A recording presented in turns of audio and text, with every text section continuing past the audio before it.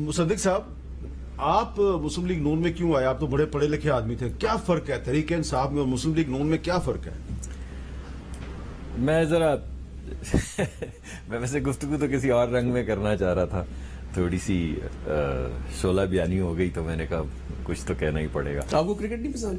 नहीं है जी, है बड़ी पाकिस्तान में सबको पसंद है, मुझे यकीन है आपको भी पसंद है। लेकिन आपने अयाज अमीर और इमरान रियाज साहब का जिक्र किया। अयाज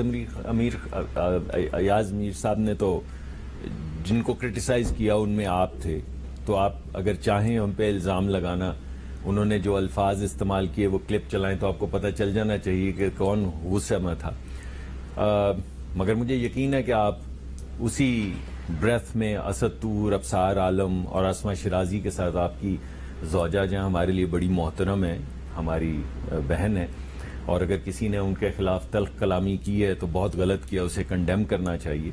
मुझे यकीन है आपका आसमा शिराजी और दीगर जो सहाफ़ी हैं उनके मुतल्लिक जो गलीज़ ज़बान इस्तेमाल की जाती है, मुझे यकीन है आपका मौक़िफ़ यही होगा और आप यकीनी तौर पे भूल गए होंगे उनका तज़किरा करने, वरना आप ज़रूर जिक्र करते।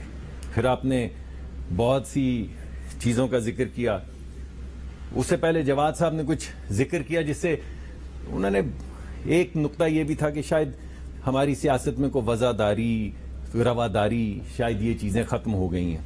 आपने बहुत सी चीज़ों का जिक्र किया, बलूचिस्तान के इलेक्शन का भी जिक्र कर देते तो कोई हमारा भी जी बड़ा हो जाता, ताकि आपको फ़र्क पता चल जाता पीटीआई का और पीएमएलएन का या दीगर जमातों का। आपने उनका इतना, आपने गुफ्तगू की, ठट्ठा लगाया क्रिकेट का।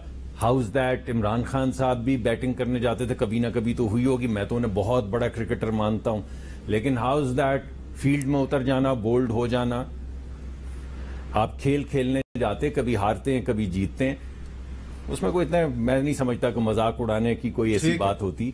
लेकिन मैं आपको याद करवाना चाहता हूं कि जब पाकिस्तान में पहला काला धन सफेद करने की स्कीम आई थी तो किसने काला धन सफेद किया था, ये आपको याद है?